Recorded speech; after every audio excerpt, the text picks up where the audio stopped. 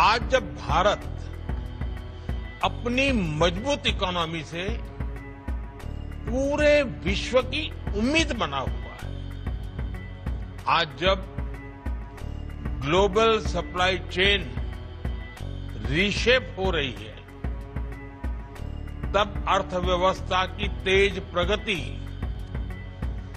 विकसित भारत का भी बहुत बड़ा आधार है।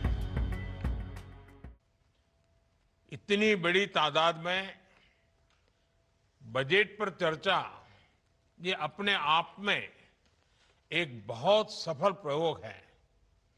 आप सब समय निकाल करके इस वेबिनार में जुड़े, मैं आप सभी का अभिनंदन करता हूं, आपका स्वागत करता हूं। इस वेबिनार की थीम देश की इकोनॉमिक ग्रोथ को निरंतर मजबूती देने से जुड़ी हुई है। आज जब भारत अपनी मजबूत इकोनॉमी से पूरे विश्व की उम्मीद बना हुआ है, आज जब ग्लोबल सप्लाई चेन रीशेप हो रही है, तब अर्थव्यवस्था की तेज प्रगति विकसित भारत का भी बहुत बड़ा आधार है। हमारी दिशा स्पष्ट है, हमारा संकल्प स्पष्ट है।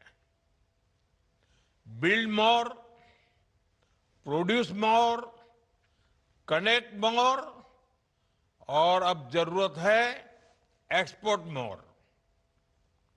और निश्चित तौर पर इसमें आज आपके बीच जो मंथन होगा, इस मंथन से जो सुझाव निकलेंगे उनकी बड़ी भूमिका होगी। साथियों, आप सब जानते हैं मैन्युफैक्चरिंग, लॉजिस्टिक्स, हमारे एमएसएमईज, लघु उद्योग, कुटीर उद्योग, इतना ही नहीं, हमारे छोटे बड़े शहर ये अर्थव्यवस्था के पिलर्स के तौर पर दिखने में तो अलग अलग लगते हैं, लेकिन वे सभी इंटरकनेक्टेड है। जैसे मजबूत मैन्युफैक्चरिंग नए अवसर तैयार करती हैं और इससे निर्यात में बढ़ोतरी होती है। कॉम्पिटिटिव एमएसएमई से फ्लेक्सिबिलिटी और इनोवेशन को बढ़ावा मिलता है। बेहतर लॉजिस्टिक्स से लागत कम होती है। वेल प्लान शहर, इन्वेस्टमेंट और टैलेंट दोनों को अपनी ओर खींचते हैं। इन सभी पिलर्स को इस साल के बजट ने बहुत मजबूती दी है।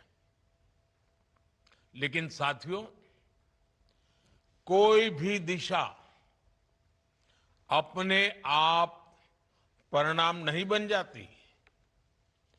जमीन पर बदलाव तब आता है जब इंडस्ट्री, फाइनेंशियल इंस्टीट्यूशंस, राज्य सरकारें मिलकर उसे वास्तविकता बनाते हैं।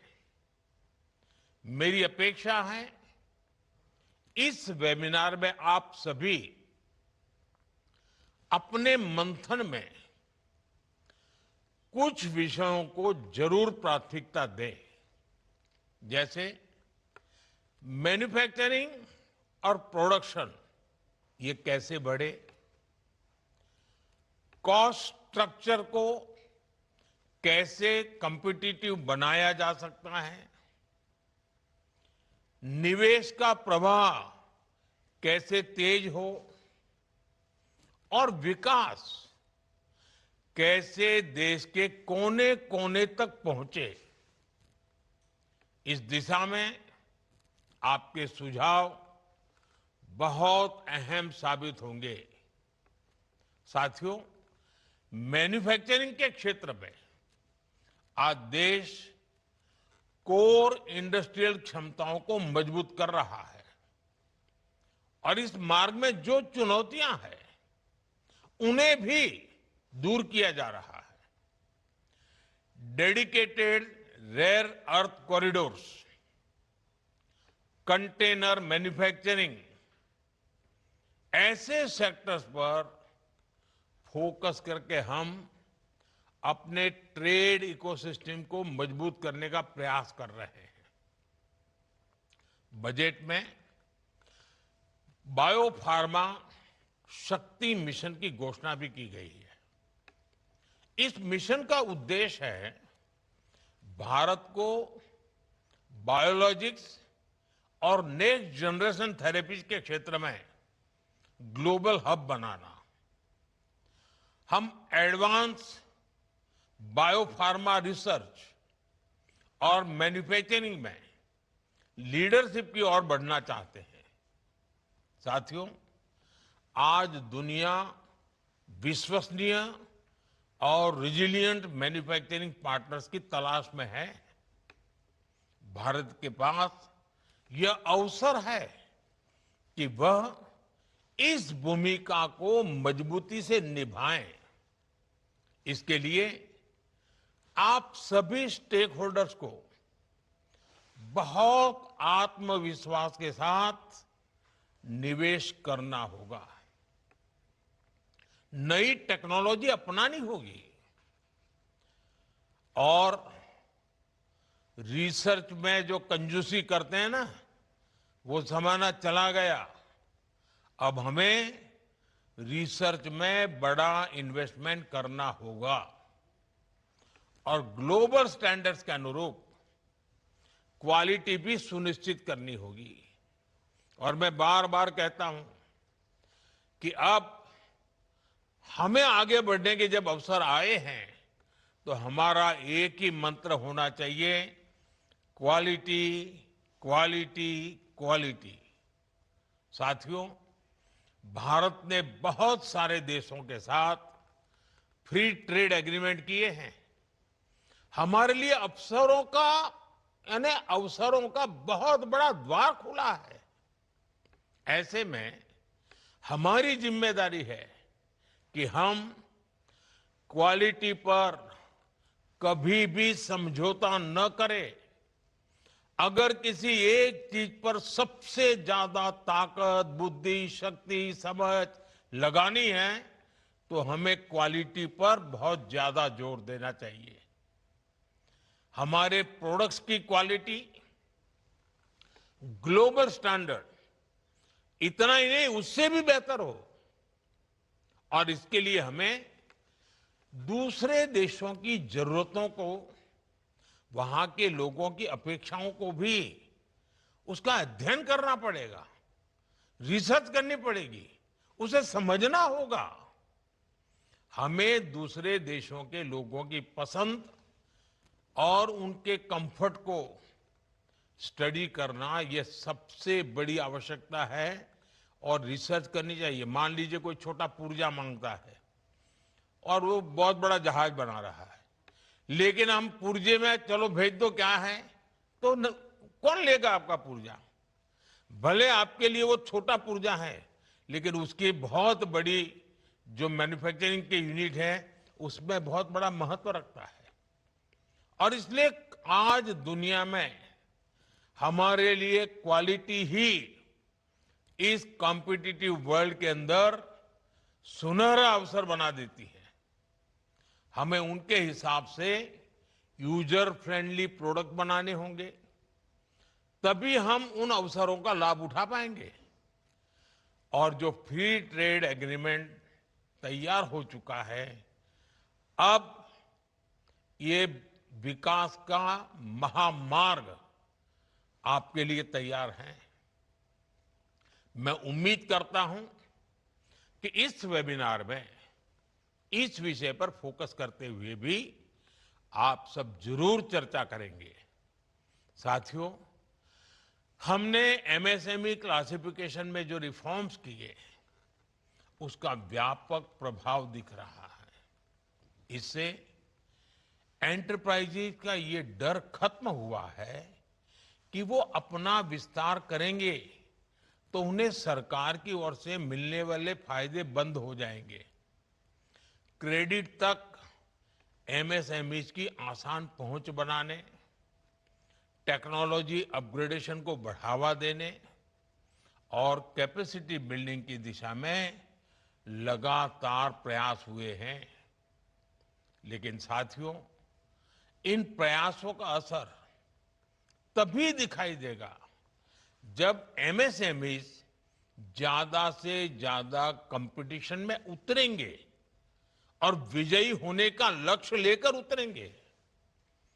अब समय है कि एमएसएमईज अपनी प्रोडक्टिविटी और बढ़ाएं, क्वालिटी स्टैंडर्ड्स को ऊंचा करें, डिजिटल प्रोसेस और मजबूत वैल्यू चेन से जुड़े।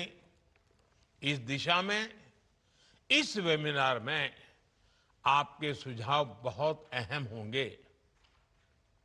साथियों, इंफ्रास्ट्रक्चर और लॉजिस्टिक्स हमारी ग्रोथ स्ट्रेटेजी के कोर पिलर्स हैं। इस वर्ष के बजट में रिकॉर्ड कैपिटल एक्सपेंडिचर का प्रस्ताव है।